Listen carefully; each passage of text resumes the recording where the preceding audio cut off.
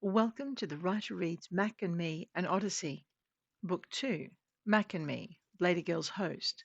Chapter 36, Mercy Mission. Skymander was as good as his word. Once he and Malari had left the airlock and crossed onto the flag, his soldiers escorted us back to the main control room.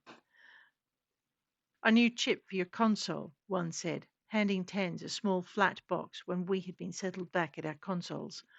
Skymander would not have you defenseless. Unless he's doing the attacking, I thought, and ducked my head so they couldn't see the scorn on my face. I am going to kick your tail, Cutter.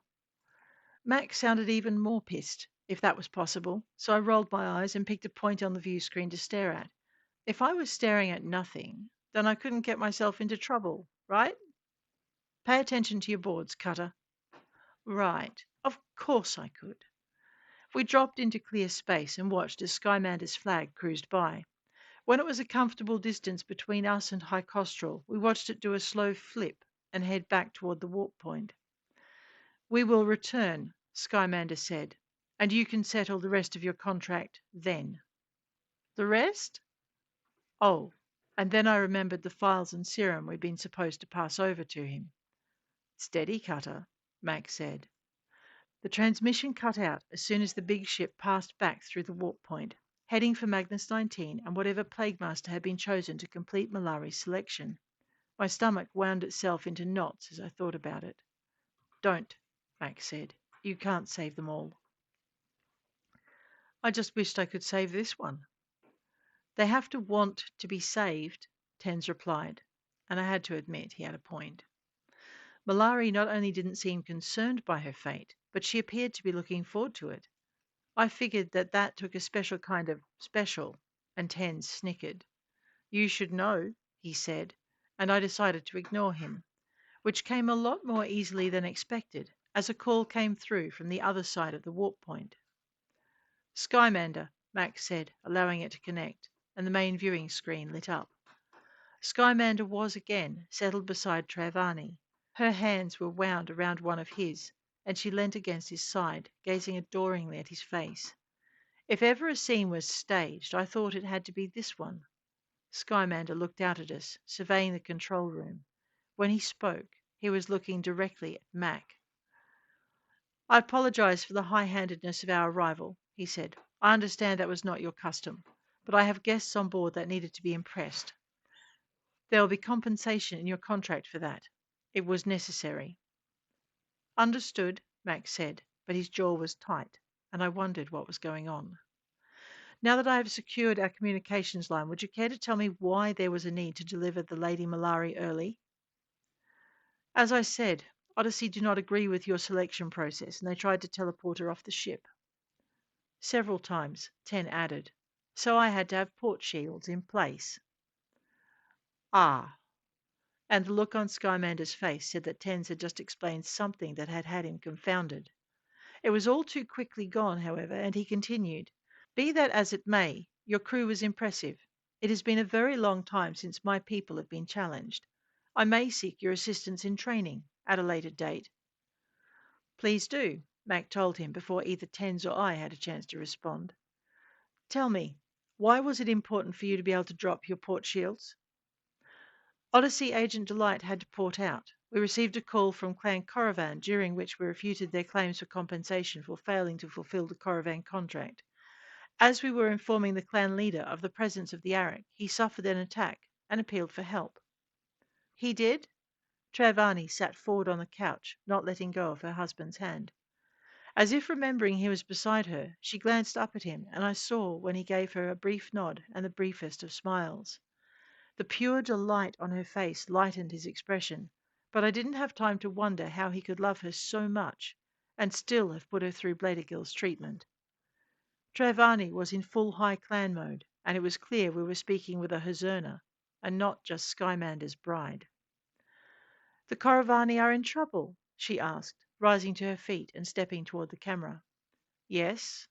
Mac's voice was wary, but I could feel his curiosity through the implant. Travani smiled at his reply, but it was a smile as full of mischief and secrets as any Delight might have delivered. I wondered what she was up to. Whatever it was, though, she wasn't telling. Can I ask you to stand by in readiness? How long? No more than a standard hour. We will stand by. Thank you. And Travani stepped back as though to resume her seat beside her husband. Instead of waiting, he rose to meet her.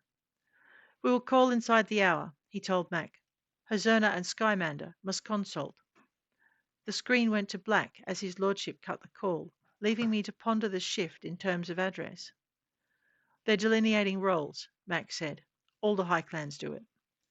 I wanted to ask him how he knew these things, but found a wall of silence. Mack, for once, had left my head, and I wondered why. What was it about his past that he did not want me to know? If I wanted you to know it, Cutter, I'd have let you see, came into the implant in a voice as tightly restricted as I'd ever heard him use. I doubted even Tens was privy to that comment. Tens knows better than to pry. Pfft, whatever. I went over the control boards in front of me, checking to see if Case needed me to lay in a course, and realizing Mac hadn't given us a destination. Great. Now we were just hanging about in space, dangling like some kind of live bait right next to a jump point, because that couldn't look at all suspicious, could it? Shut it, Cutter. Yeah, thanks, Mac. She has a point. And thank you, Tens. The ping of an incoming call interrupted before Mac could respond to any of us, and he glanced across at Tens. Delight, put her on screen. Well, this was going to be interesting. I hoped she wasn't going to want an immediate intervention, because I figured she'd be shit out of luck until Skymander called, client or not. It never rained, but it poured. The second she was live, we could see she was in strife. It wasn't hard. The fact she was backed into the corner of what had to be a well-appointed office was a dead giveaway. She must have spliced us into the security footage of the building because we were getting an all too clear picture of what was going on. Since when did Koravani have high-rises? Since they're arrogant sons of bitches who think they're an exception to Costral rules, Delight snapped in my head and began to speak. Clan Caravan formally requests the assistance of Clan Hazurna and the Lord Skymander to preserve its bloodline. Request is urgent. Clan Caravan begs for swift mercy at your earliest convenience. She paused and then looked straight into the camera. That's the formal part. Now I'm asking. Mac, get your ass down here and do your worst. She pulled a second weapon from beneath the desk and started firing with a weapon in each hand. Her head snapped from side to side as she sighted targets, her vision moving to the next potential even as she pulled the triggers. A figure dropped down in front of the camera and I caught a glimpse of others, and then the feed went dark. For a second, the screen flickered to show what Delight was seeing, and I had pulled the glazer before I'd registered what I was doing. Stand down! Roared across the control center and through my head, and my finger froze on the trigger. Stand down, Cutter. Stand down. I stopped, and then I stood down. I stood down so far I was sitting on the floor with my back to the console when Mac spoke. It's okay, Cutter. We'll rerun the footage and try to identify if that was the same clan. After that, we'll have Delight donate that and anything else for the training sims. I felt 10 times the idiot.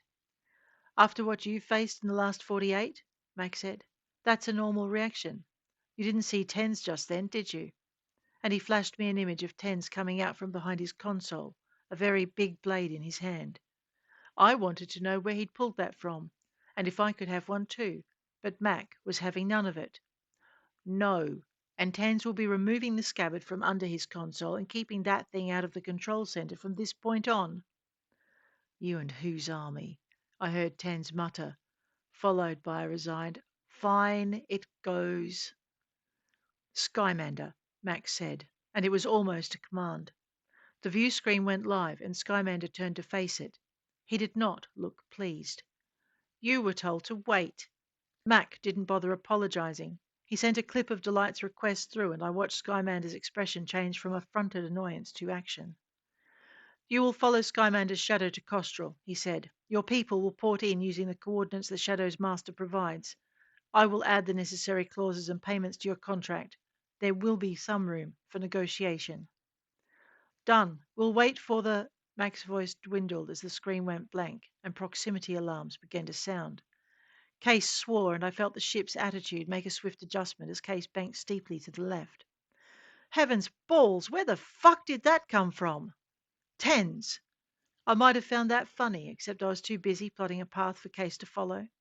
I'll give her this. She was fast, adjusting the ship's attitude and course so that we fell into the starboard lee of the battle cruiser that had been sitting cloaked a hair's breadth off our flank. It was smaller than the flag, but it still dwarfed us. I was very glad Mack had ordered our weapons kept offline. We'd never have known what hit us. Starmander's shadow, indeed. I wondered if this meant the flag was unprotected. Unlikely, but I didn't have time to explore that because the shadow set a hard pace and I had to keep us on a course that kept us on station. We were lucky that Case flew like a maniac. We hit the sky above Kostrel in less time than it had taken to reach the gate, not surprising given we'd been returning from chasing Arak in the opposite direction at the time. As we settled into orbit not far from the shadow, the screen went live. Mackenzie Star? The man on screen looked toward Mack, but not before his gaze had swept the room with a military precision that told me he had seen and noted each and every one of us. Master of the Shadow. Master Mandrayan, my Lord Skymander says you'll be joining us on the raid. It is in our contract. I watched as Mandrayan's lips tightened, and he looked Mack up and down as though assessing him for combat. He must have approved of what he saw, for he continued. Our instructions are that two of you will join us. Our instructions are that two of you will join us in administering Caravan Mercy and rescuing Odyssey. Which one is Cutter? I lifted my hand in a half wave of acknowledgement and received the same assessment he had given Mack. It was a relief to know I'd passed when he spoke again. Have your communications officer insert the following coding where it can be seen in a scan of your equipment. And he hit a button as though executing a send command. Received, Tens confirmed. They'll be flashing when they arrive. Van Raden dipped his head in acknowledgement and then turned to Mack. We port in 5. When will you join us? 5, Mack confirmed, and I forced my expression to blankness. 5? Was he crazy? See you on the ground, the commander said, and and the screen went dark. Mack looked at me. Gear is in the port center. Run. And we both bolted from the control room, Tens jogging in our wake. 5 minutes? We have to show that we're as prepared as they are. But we're not. You'd be surprised.